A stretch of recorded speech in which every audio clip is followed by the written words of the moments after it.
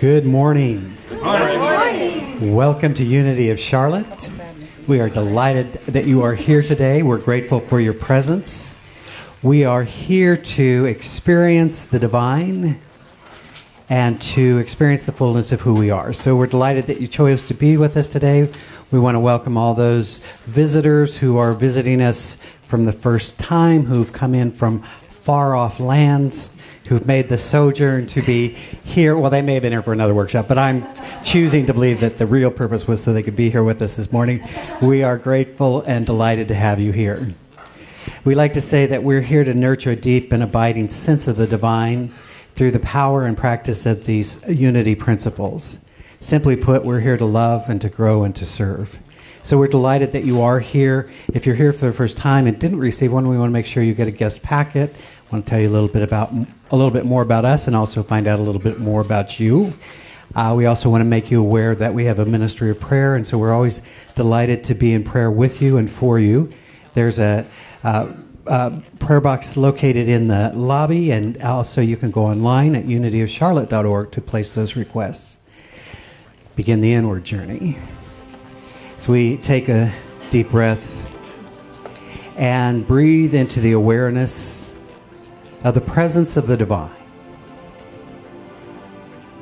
Breathing in joy and releasing anything unlike it. Breathing in gratitude, for we are indeed blessed. And so we give thanks for this time and this opportunity to be together in spiritual awareness and in spiritual community. I am so grateful for this opportunity to be here, to be in the presence of the divine. I'm so grateful for the many people who come together to provide this service in this place. those who serve so graciously, and those who give so generously, so that we might have this opportunity to remember who we are. I'm grateful for the many hands and hearts that comprise this divine idea. And I know as we move forward this day, we do so with a sense of awareness that the divine is seeking its highest expression through us and as us. And so we are open and receptive to wisdom, open and receptive to truth, remembering who we are and living from that state of consciousness that recognizes God everywhere present and always available. And so I know something magnificent happens this day as each of us remembers a truth, the truth, goes forth inspired and confident in the spiritual awareness expressing. And so let us give thanks for this day and all of the blessings. Knowing that it is already established, I simply speak this word knowing it is done. As together we say, and so it is. Amen. So we are doing something special today because it's a special day. And so I have arranged at great expense and effort to what? To bring my favorite rabbi. She likes to call herself a cantor, but I've elevated her in my mind, so I get her in trouble with her community all the time. No. So you may know that this weekend we've had our Body Intuition Wisdom workshop going on, and so we are welcoming so many new faces to this community. We're delighted, and I know you're glad you were here. And so not everyone knows that in addition to all the other wonderful work, Arlene is a cantor, and so she brings wisdom and insight. Well, last time she was here, it happened to be Hanukkah, and we had a wonderful celebration for those of you brave enough to venture through the snow to get here, and so I asked her if she would participate. And so today we want to bless our young people because they start back to school. And so it's a wonderful thing to take a moment to recognize new beginnings, new opportunities.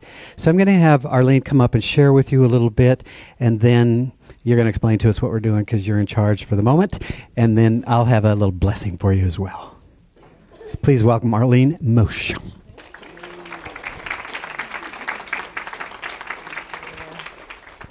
Right, like this. Thank you, everyone. It's so nice to be back here at Unity of Charlotte. I was here in December, and you had some snow. I'm from Toronto, Canada, so I was, I loved what we called snow here. It was so cute.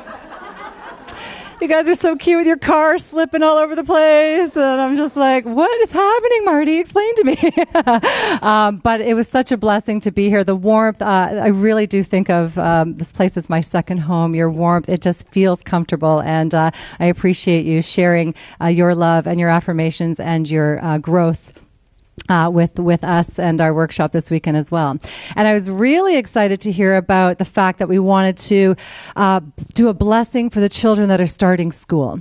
Because in the Jewish faith, we have something, and we have a slide for that. We have something called a Kaddish, which is, or the Hebrew word is Kaddish. And Kaddish is something that we sanctify. We, some of you might know, whenever a Jewish person drinks the wine on Sabbath on Friday night, they bless the wine. That is called kiddush, or you might hear the Yiddish form of that. The Yiddish language, they call it kiddush. We sanctify something to take it from the ordinary to the extraordinary. Just like we did now with the affirmation. We were sitting there, and when we say those words with intent, it becomes ordinary words to something extraordinary. The Jewish people sanctify when we remember those that have passed. We have a mourner's Kaddish. And we say that as a community in synagogue on Saturdays, or when someone has passed, to remember the extraordinary life that they had, but also to remember the extraordinary gift that it was from the divine, to have had that person in our lives. So the sanctification. There's also something called the Kaddish de Rabbanan. A rabbi, as you probably know, is a teacher. Rabbi means my teacher. So we have Kaddish de Rabbanan whenever we study Torah, which is the Old Testament, the Bible.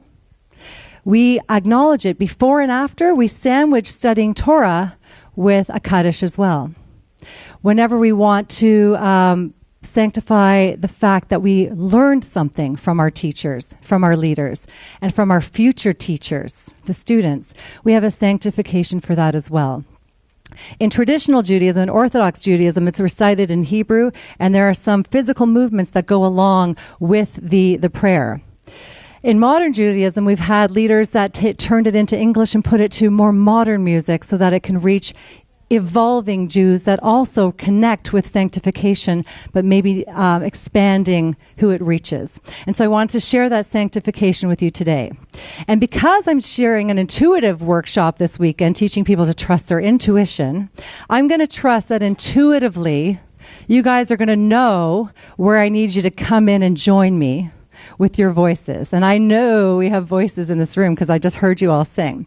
I also need a little bit of help because, like you guys, Jewish people need to move when we sing, and we don't sit very still in synagogue very long. So we have some instruments here.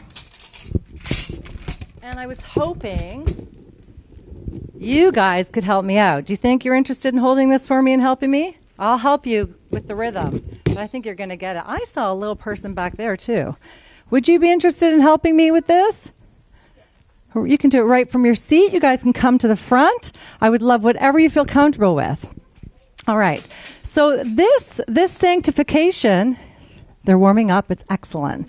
This, because it's going to be a big job. This sanctification, you'll see in the middle, talks about, first of all, in the top paragraph, for our teachers and their students, and the students of the students. You know, we already have that vision because we know already that these students right here are our teachers right now.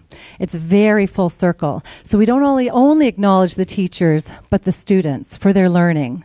And we hope that we bless them with learning, always with love and always with kindness. And when it says, and for those who study Torah here and everywhere, Torah we know traditionally means the Old Testament, the Old Bible. But what we get out of the Torah is enlightenment, is teachings, is learnings. We draw universal truths from them, and then we bring those forward as well. And we ask for always that it's done with the highest of intention, that it's done with an open heart and an open mind. And we always say at the end of a blessing, as you do, let us say Amen. But in Hebrew, we say Amen. Can everybody try that? Amen. So let's see if we can add a little bit of Hebrew into the English prayer this morning. So I'm going to start you off, and all you have to do is listen because you're going to get a sense of the music. And then I'm going to cue the tambourines, and they're going to know exactly what to do. And then I'm going to cue the voices, and you intuitively are going to know exactly what to do. Are you ready? Let's sanctify our teachers and our students and the students of the students and all the teachers. Again, if we look around at everybody in the room that have created students and teachers.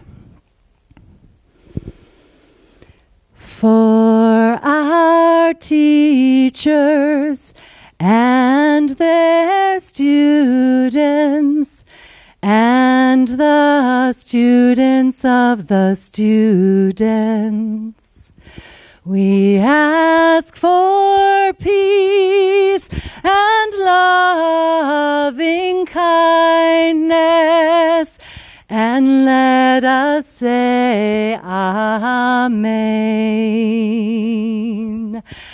And for those who study Torah here and everywhere, may they be blessed with all they need, and let us say Amen. We ask for peace and loving kindness, and let us say, Amen. We ask for peace and loving kindness, and let us say, Amen. We ask for peace and loving kindness, and let us say, Amen. We ask for peace and loving kindness, and let us say, Amen. We ask for peace and loving kindness, and let us say, Amen. We ask for peace and loving kindness, and let us say, Amen. We ask for peace and loving kindness, and let us say, Amen. We ask for peace and loving kindness, and let us say, Amen.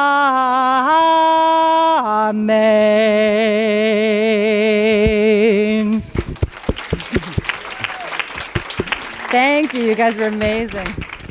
Thank you. Oh my gosh. So bad. Oh my goodness. Thank you. You guys are awesome.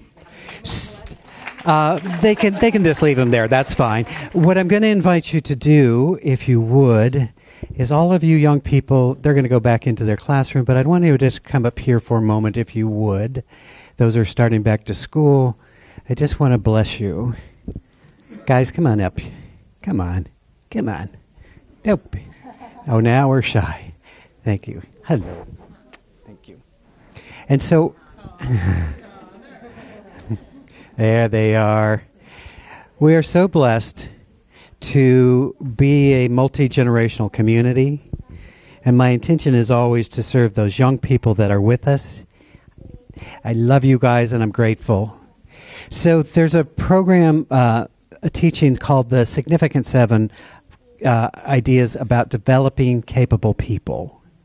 And it talks about, there's three principles and then 4 skills, but I just wanted to talk about the capability or the perceptions that we want to help you instill in yourselves.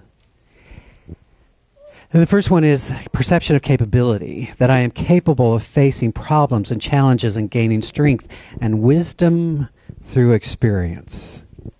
So I would like you to repeat after me. I am capable of facing all challenges, and I love, learn, grow, and serve with grace. Great. The second perception is the perception of significance. And it says, my life has meaning and purpose. Who I am, there's my buddy, who I am, and what I have to offer is of value in the scheme of things. You each have something to bring to the world. And so I would ask you to repeat after me. I am an important person. I bring value to the world. And the last perception is the perception of influence. And it says that my action and choices influence what happens. And so I'd ask you to repeat after me. My actions and choices influence the world. Therefore, I make wise choices. Great. And so I would just share with you that everyone in this room loves you and supports you and sees your highest good. And that we're here to be mentors, friends, counselors, because we believe in you and we hope you believe in yourself. So as you go forth into this new year, go with that sense of who you are, that you are a bright light in the world. I love you. Enjoy your class. Thank you for being a blessing. And so it would be only appropriate to follow all of that with our magnificent Lawrence Tolliver to sing a song you may have heard.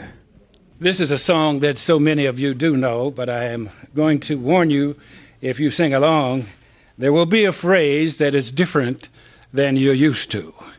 It's a great song, and like I said, I know so many of you have memorized it and sung it many times.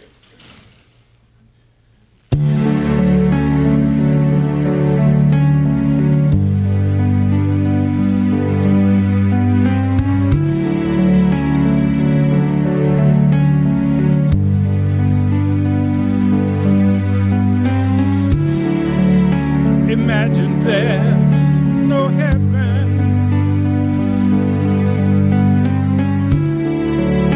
It's easy if you try. No hell below us, and above us only sky. Imagine all the people living for today.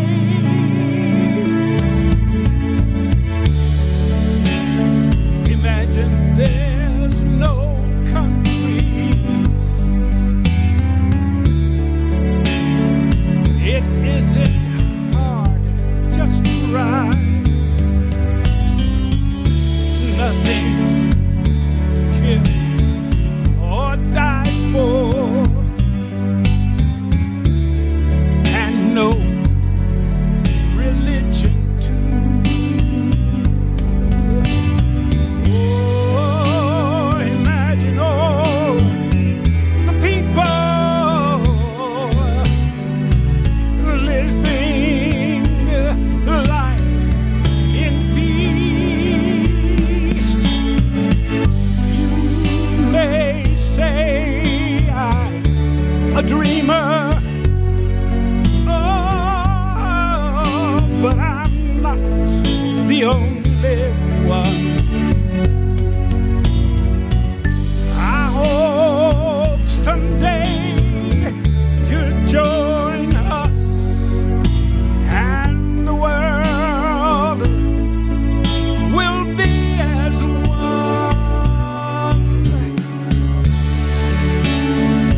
Imagine no possessions. I wonder if you can.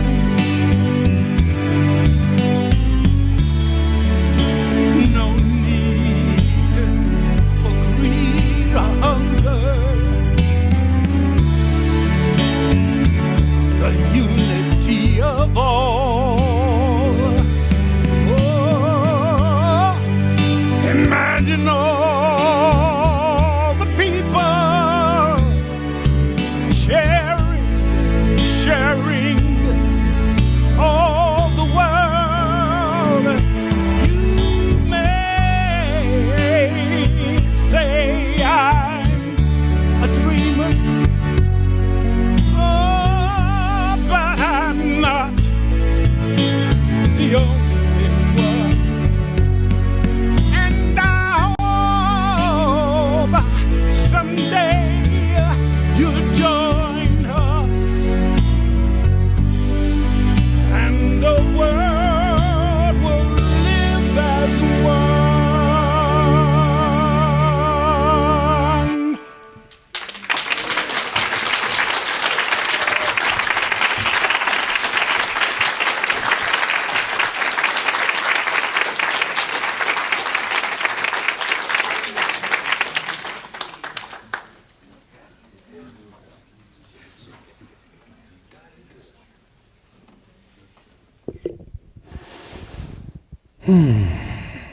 Life is good all the time. So grateful for everything, for this opportunity to be on the planet at a most interesting time, to be in a community that is loving and supportive of each other and our work in the world. So grateful to have a platform to share my insight and wisdom. And so grateful that you're part of this. We've been looking this month at the power of intention. And what we know and what we've discussed and what we continue to work with is this idea that we are in a loving, creative universe and that we are a part of it. That we are not somehow separate from the universal intelligence or the universal laws, but turns out we find ourselves smack dab in the middle, being what I like to call co-creative beings with a divine intelligence. And because we did not always know this, we operated in ways that may have created situations and circumstances and in our lives that were not of our highest hope. We believed that the universe was against us and thereby proved ourselves right by attracting situations that would appear as if they were against us. Einstein says the fundamental question we have to ask ourselves is the universe friendly? And I believe it is. But I also believe that there is a universal, not only is there a universal love and intelligence, but it operates according to law. It operates in an orderly way. And so in the Torah, it says to us that in the beginning, God contemplated itself and something happened. And we called it light. And there was light. And then the creation story goes on from there. And as I always like to remind us, this creation story is ongoing. When we understand that when we are saying to ourselves and to the world, let there be in my life, it is coming about because that's the loving nature of a universe that works according to principles. The responsibility then is to begin to recognize that we are always in that creative process. And so what we think about, what we contemplate, what we talk about, what we imagine, what we believe is now attracted into our experience because the loving nature of this universe. Isn't that beautiful? And so everybody has some version of this story. Often we call it the law of cause and effect. Eastern tradition talks about it in terms of karma. Sometimes we say what goes around. Oh, you heard that too. Oh, I thought I was the only one. Right? Do unto others as you would have them do. Right? All of the religious traditions have some version of this principle. And yet what do we often do is that we want to work from the effect level rather than the causal level. When we're looking at the creative process, we recognize that there's a spiritual reality. And the spiritual reality is the divine God, Allah, whatever name you choose to give it, residing in its infinite potential. But it needs a vehicle and a vessel through which to express. And so we have the material and manifest universe where we witness the divine in action. And so often what we want to do is to try, because we get kind of stuck in the heaviness of these physical bodies. And we talk about them as if they're real, as if they're static, as if they're who we really are. And yet what I know is that who we really are inhabits this body, which it turns out changes and evolves and changes form through the period of this lifetime. The 8-pound baby that showed up here has gained a few pounds and a little height and has become more developed, which, Arlene, I've been sharing my new commitment to my health and well-being, and one of the things I discovered, it's a brilliant insight, is not that I am overweight. I'm simply under tall. Right? It's all perception, right?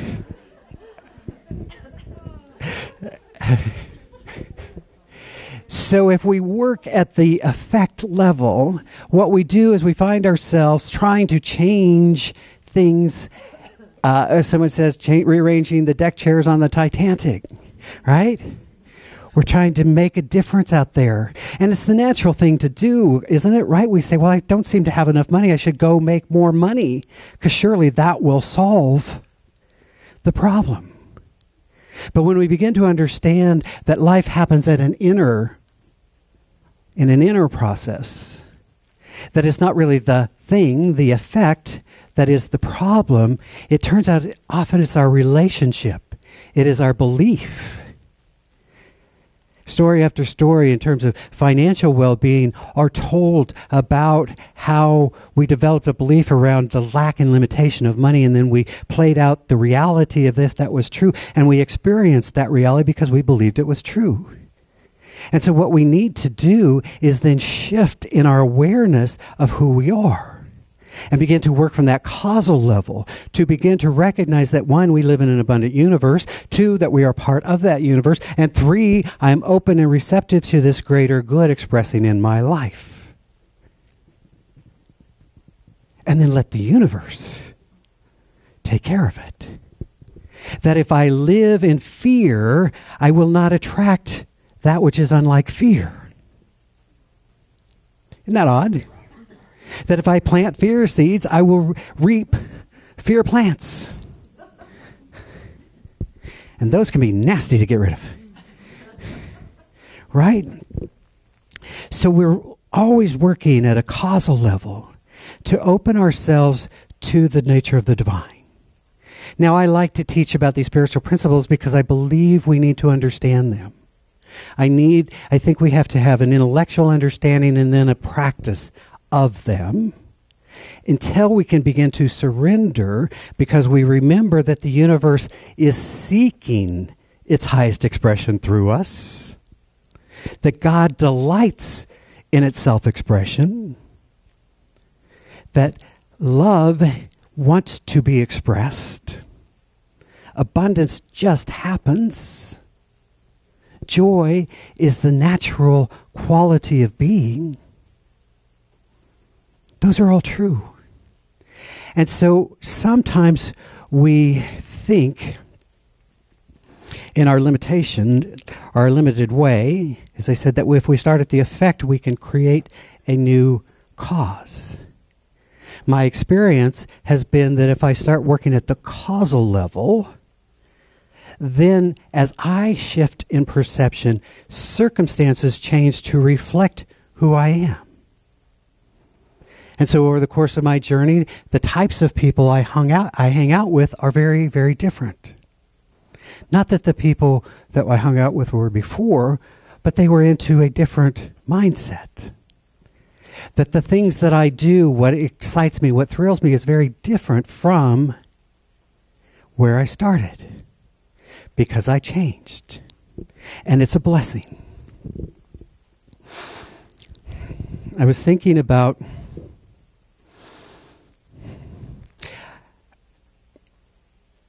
this. There's another spirituality called creation spirituality. If you're a student of Matthew Fox, you might be familiar with it. But Matthew Fox was a let us say, radical priest in the Catholic Church. And he began to embrace some ideas that really didn't fit with the doctrine.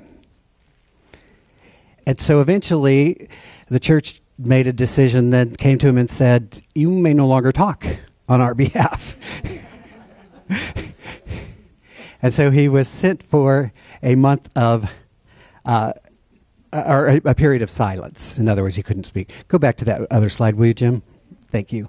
And so in that time, he made some decisions that he needed to follow his path and go teach what was on his heart to teach. And so he left the church and started a movement towards this idea of creation spirituality.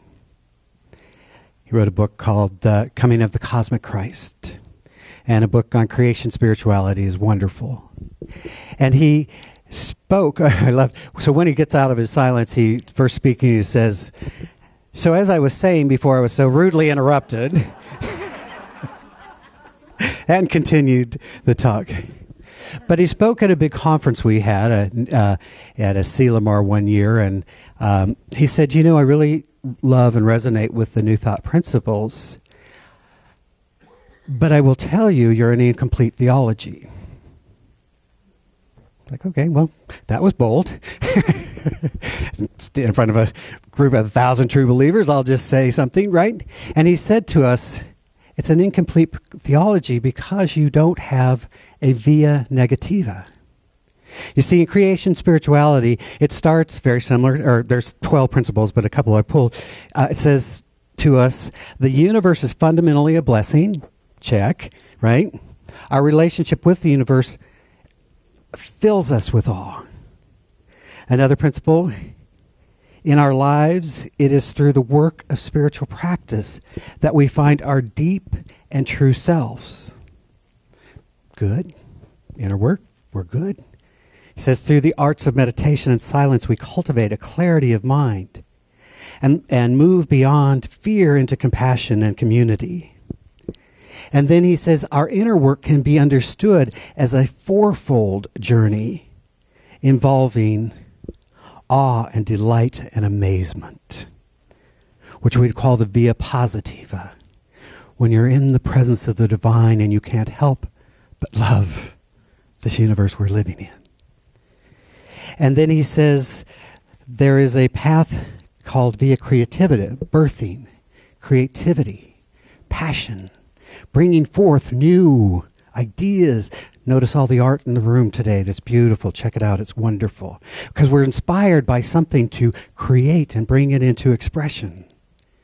There's a path that we call the via transformativa, which is the justing and the healing and the celebration.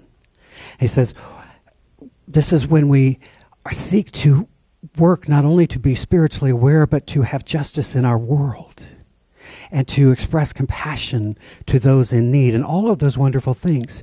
And then the piece he says we are missing is the via negativa, the uncertainty, the darkness, the suffering. I'm going to get, just like I got you in trouble. What do you mean? God is good. That is all there is. But you see, I think if we fail to understand this path, we are missing a component that is calling us forward. And so in the world in which we live, we find ourselves with darkness, with challenge, with chaos, with dissent, with conflict. And we can say, well, that's not real. What's real is God, is all there is. And I say, yes, God is all there is. And the Amazon is on fire. Right? You see, we don't have to give up our spirituality to pay attention to what is happening into the world. But when we are unwilling to look at our darkness, what happens is that tends to grow and to fester. As I say, I call it that we should listen to the still small voice when it's still and small. Not wait for the crisis to occur when we are forced to confront. And so I remember a number of years ago, a friend of mine, I should say, wonderful young man, had been living in Sun Valley, was now in Salt Lake, called me. And he said, I'm so sorry to tell you this, but our friend Lori killed herself. And one of the things that she asked for, would you come and do the service? I did not appreciate that assignment. And I questioned, how is it that you could have the clarity of mind to say, I'd like Marty to do my service, but you wouldn't pick up the phone and call Marty and say, I'm in trouble? And I struggled. And I went through the process that so many people go through when a friend takes their own life. What if, what if, what if? And I'll never understand it fully. But I took on that opportunity. And I spoke to who she was. And I think I gave a message that she appreciated. But you see, there was something dark that she had not dealt with. Years later, not too many years ago, I found myself in a similar state of darkness. Dealing with depression. Now, you should know I was and am a highly functional depressed person.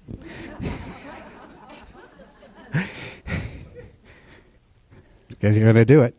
And so I found myself, I often refer to that I was in a hospital a few years ago, and people always think it's some physical thing. It was a mental thing. I found myself in a hospital because I could not discern something. And this is me. It's not like I had no skills. Not like I had no depth. I share this only because it happens.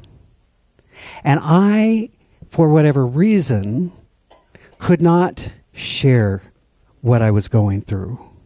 Could not reach out to find the help that I needed. Part of that was because I had a reverend in front of my name, I'll be quite honest. I should have my act together. Well, turns out, didn't die. But I did find myself in a hospital for 5 days, with a lovely view, I have to say. Because the thing is, when you're a danger to yourself or others, they don't let you just go home. And so it was a blessing. And I remember being in the tomb for 5 days, as I referred to it. And I realized even as this was changing that something was going to happen, and I was either going to go to a new dimension of life, or that I was going to go to a new dimension of life, and it would either be in this body or in some other form. Turns out, same body. And when I left that, I said, okay, now what? And I started listening. And I listened. And I took steps. And I'd love to tell you that everything changed in a moment. It didn't. I had to face my own darkness. I did get better medication. Thank you, God, for that. All right? Which is, if you need medication, take medication. Just because you're a New Thought person, don't think you can't. Ernest Holmes said that the power is in the pill as much as the prayer. Do what works. But in doing so, I began to listen, and God spoke to me essentially and said, you're not done. You have work to do. And I listened, and eventually this thing called Unity of Charlotte showed up in my life, and I was like, oh, really? Really? And here we are. And so I speak to this today, not that in any way you'd feel sorry for me, because that's not my point at all, but to help us understand that we're all going through a process. And if we don't have a complete theology, which knows what to do with the darkness, then we like to pretend that it doesn't exist. Right? Being spiritually aware is looking at the effects and saying, wow, isn't that interesting? You see, I'm in a period of something going on, and I'm just showing up for it. Looking at different aspects of my life and how I'm playing the game of life and where I want to go and what I want to do, and it's exciting. And part of it's looking at what hasn't worked. And rather than deny that or ignore that, to face it and deal with it. Right? I am a big enough person working with an awesome God and universal principles to set myself free, which is ultimately the only journey we are on. If I set myself free, I can be a light for you. If you set yourself free, you can be a light for others. How good is that? So I spoke to our young people, you have a light within you. Go shine it in the world. Be who you are. Don't you wish you had known as a child what you know now, what they're learning? It's a blessing. So, my friends, there is a law of cause and effect. And our job as spiritual beings, as participants in unity in these spiritual principles, is to work from the causal level. But I share with you, do not be afraid to look at the effects. If the mirror of life is reflecting back to you, there's nothing wrong with the mirror. Don't try and fix the mirror. It's fine. You might want to clean it from time to time, but I'm telling you, it is fine. Life is just reflecting back to us. And so everything becomes, as I've shared many times, becomes an expression of our divine magnificence or of our unhealed past. And so when darkness occurs, it's that unhealed part that's trying to surface. And we would do well to allow it, to invite others of high consciousness to help us see the truth and to move forward to our greater expression. We're working with the power of intention, putting forth who we are to bring forth greater good. And so, time and again, we will ask ourselves, what is my intention here? To be more loving, to be more compassionate, to be more abundant, to be more joyful, and then know that the universe supports us fully in bringing that forward. So know that I love you and support you, and I'm grateful for you being a part of my journey as I'm a part of yours. We go forth together to create greater good. And I want to close today with a different poem, just because it spoke to me. When you guys do these intuition workshops, I just want you to know, it really messes with these talks that I have all planned. I'm like, oh, wait, they're just me. But I love you and forgive you anyways. And so we will close with this rather than our normal prayer. Of course, it won't surprise you for those that know you, John O'Donohue, for presence. I invite you to close your eyes, open your heart to the mystery here. He says, awaken to the mystery of being here and enter the quiet immensity of your own presence. Have joy and peace in the temple of your senses. Receive encouragement when new frontiers beckon. Respond to the call of your gift and the courage to follow its path. Let the flame of anger free you of all falsity. May warmth of heart keep your presence aflame. May anxiety never linger about you. May your outer dignity mirror an inner dignity of soul. Take time to celebrate the quiet miracles that seek no attention. Be consoled in the secret symmetry of your soul.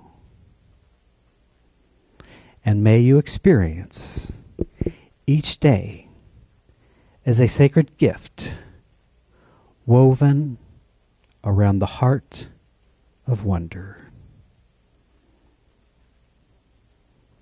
And so it is.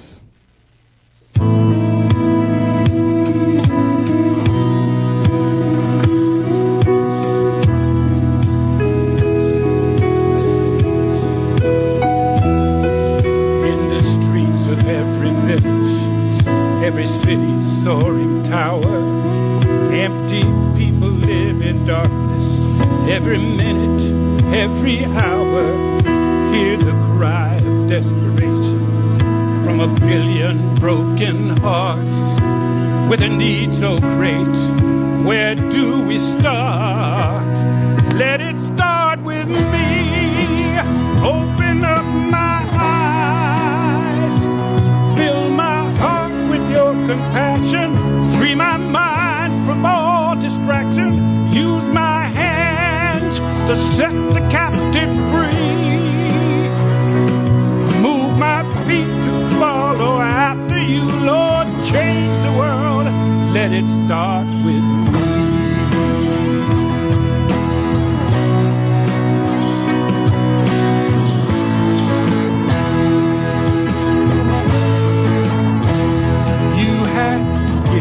Us the orders. There's a place for everyone. I don't want to miss my mission in the plan that you've begun. You have promised to go with me to the edges of it all and change everything that keeps me from your call. Let it start with me. Open up my eyes. Fill my heart with your compassion. Free my mind from all distraction. Use my hands to set the captive free. Move my feet to follow after you, Lord. Change the world. Let it start with me. Take my life, all that I have called my own. Everything I am is yours alone. And let it start with me. Open up my eyes. Fill my heart with your compassion. Free my mind from all distractions. Use my hands, setting the captive free. Move my feet to follow after you, Lord. Change the world. Let it start with me. Open up my eyes. Fill my heart with your compassion. Free my mind from all distractions. Use my hands to set the captive free. And move my feet to follow after you, Lord. Change the world and let it start with me.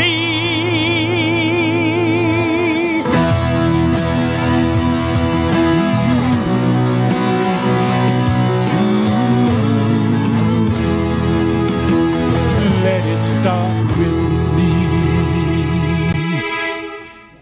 Thank you. Thank you. Thank you. Thank you.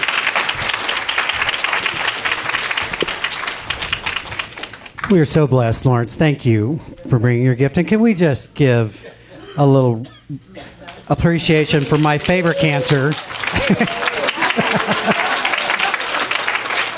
Arlene. We invite you to join us for coffee afterwards. I'm going to invite you also to hang out there or someplace because I know they're going to want to get back set up so they can finish the great work that they have started. We're so grateful for all of you who are joining us this weekend and for those who are here. So we will finish, as we do most Sundays, unless I get crazy, with the prayer of protection and then our peace song. So join me. The light of God surrounds us. The love of God enfolds us. The power of God protects us. The presence of God watches over us. Wherever we are, God is, and all is well. Thank you. Before you leave today, say to 3 people, thank you for being a blessing in my life.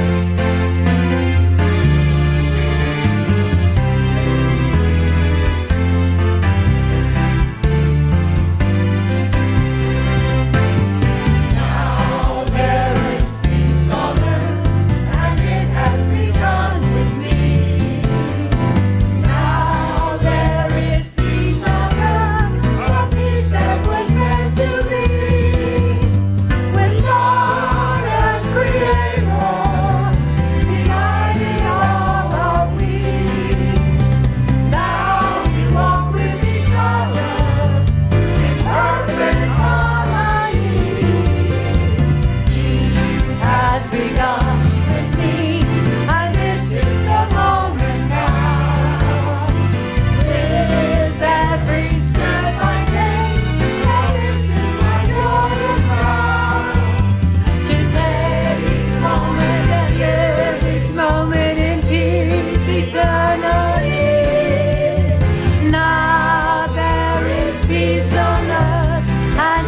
has begun.